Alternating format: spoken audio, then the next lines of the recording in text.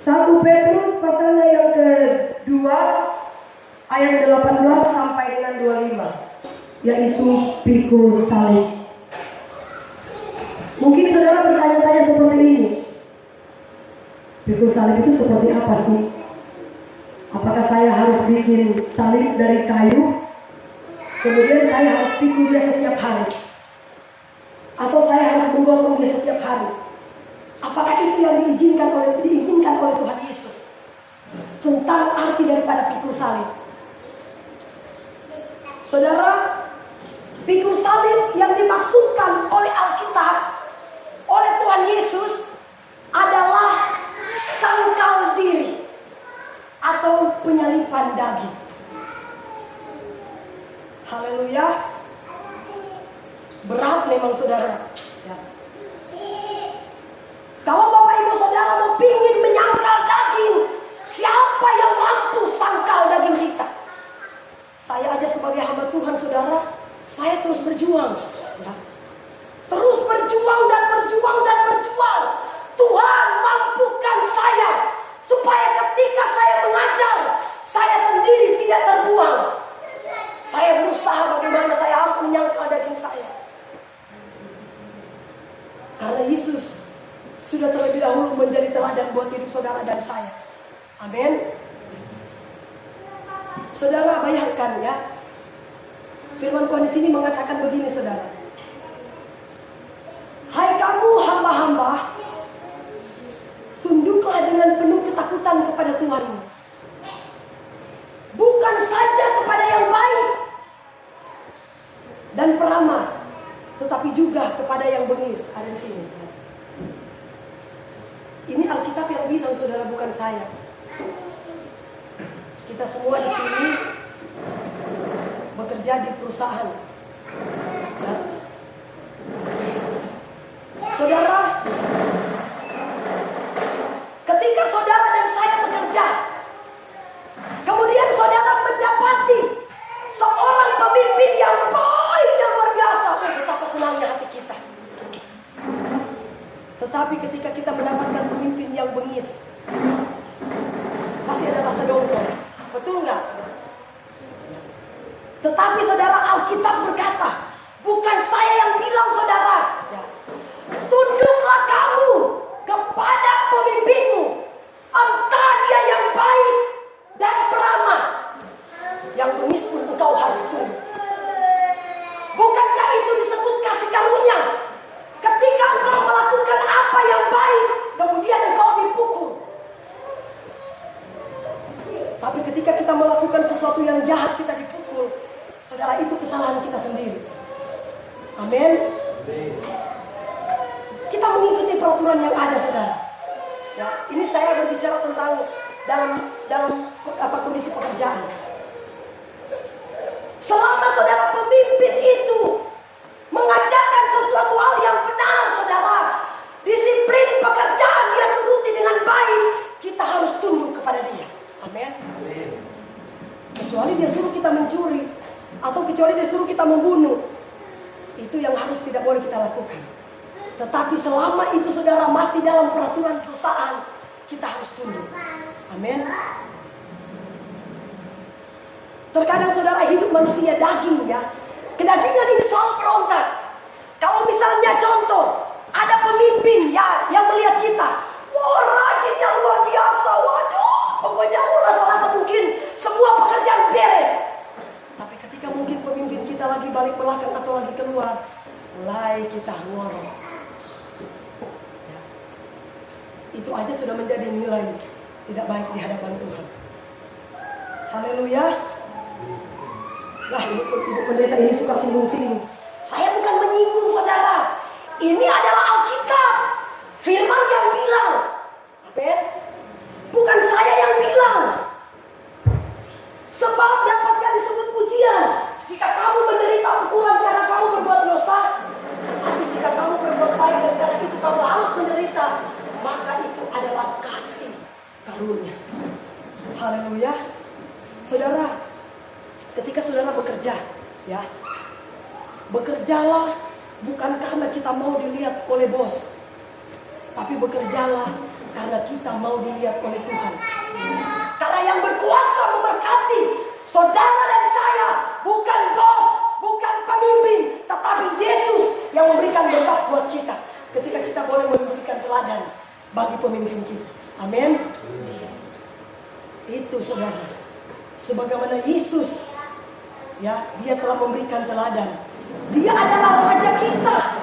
Dia adalah bos besar kita. Tetapi saudara, demi saudara dan saya, dia rela melepaskan takhta kerajaan dari sorga. Dia turun ke dunia. Demi apa? Demi dosa saudara dan saya. Haleluya. Padahal dia raja. Dia adalah yang penuh kuasa di dunia maupun di bumi. Tetapi itu pun dia memberi teladan bagi kita. Biar kita mendapatkan nilai plus. Saudara,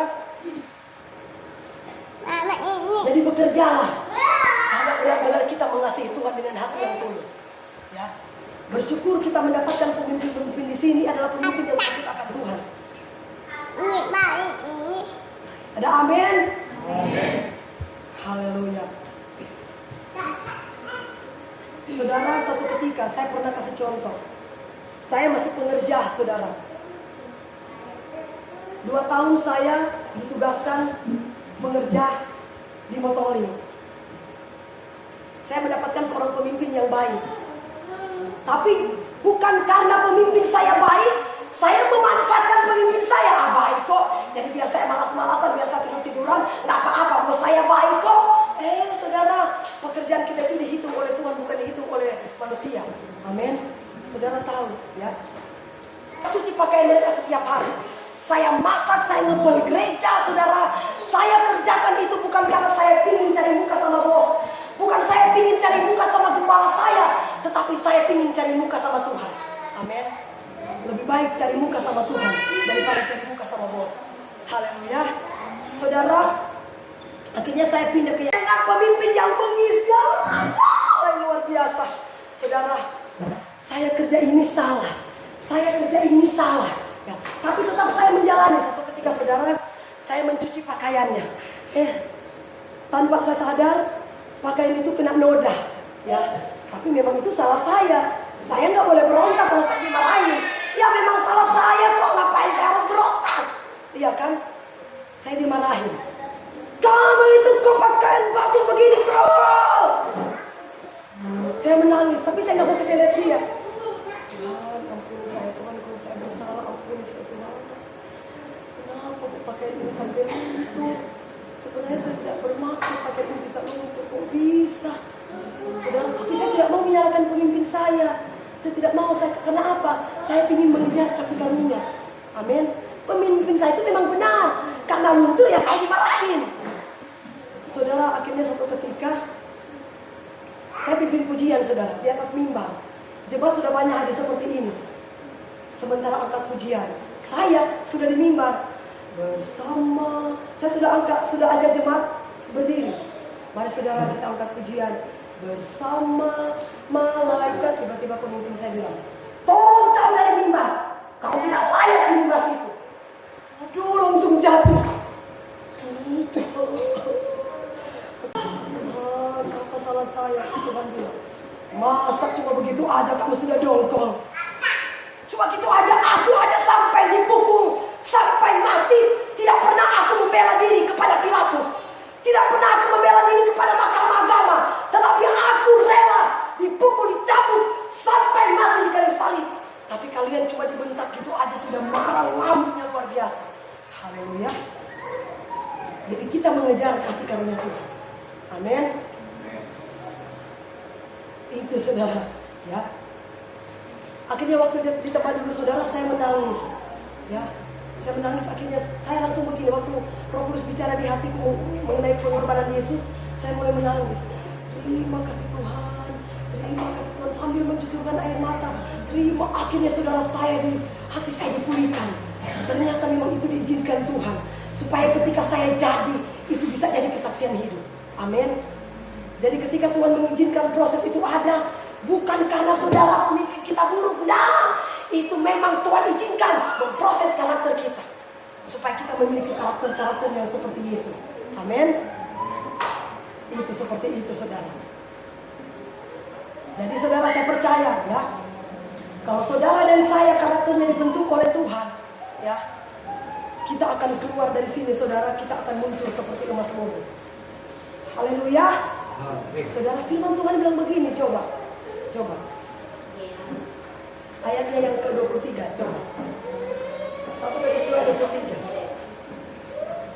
Dia katakan begini. Ketika ia dicaci maki, ia tidak membalas dengan mencaci maki. Ketika ia menderita, ia tidak mengancam, tetapi ia menyerahkannya kepada Dia yang menghakimi dengan adil. Amin. Ketika ada seseorang menyakiti saudara dan saya, firman Tuhan bilang, saudara, balaslah kejahatan dengan kebaikan. Jikalau engkau cuma suka berbuat baik kepada orang yang baik, apa upahmu? Tapi ketika kita melakukan kebaikan kepada orang yang melakukan kejahatan, upah kita besar di surga. Amin. Kita berikan kepada Tuhan sebagai hakim yang adil. Jangan kita ngomong, wah, nanti kita sendiri yang diserang.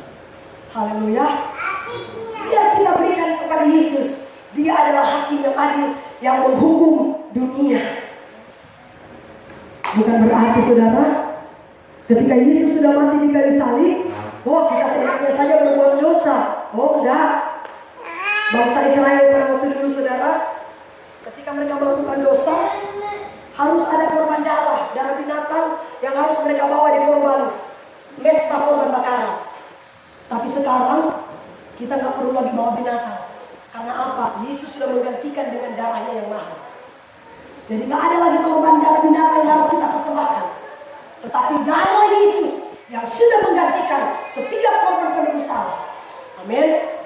Untuk itu kita harus menghargai pengorbanan Yesus. Jangan pernah kita sia-siakan pengorbanan Yesus. Ada amin saudara? Masih separuh yang bilang amin. Ada amin? Nah begitu. Sudah mulai semangat seperti KSM. Haleluya. Saya percaya ya, jemaat-jemaat di sini sudah mulai dibentuk oleh Tuhan, sudah mulai diproses oleh Tuhan. Dan siapa yang karakternya mau dibentuk oleh Tuhan, dipukul pun terima kasih. Ya puji Tuhan. Saya lanjut ya. Saudara, firman Tuhan berkata begini. Coba kita baca ayatnya yang ke-24. Ayat 24. Dia katakan begini. Ia sendiri telah memikul dosa kita di dalam tubuhnya di kayu salib, supaya kita yang telah mati terhadap dosa hidup untuk kebenaran. Oleh bilur-bilurnya kamu sudah sembuh. Saudara ya, Yesus sudah memikul setiap beban dosa, penyakit kita juga ditanggungnya, dipikulnya di kayu salib. Makanya jangan pernah menggantikan darah Yesus dengan darah binatang. Amin. Karena Dia sudah mati buat hidup saudara dan saya. Kita menghargai setiap pengorbanan Tuhan Yesus. Ketika Dia dicambuk, darahnya mulai keluar, meleleh saudara. Ya, itu pertanda bahwa tugasnya sudah selesai.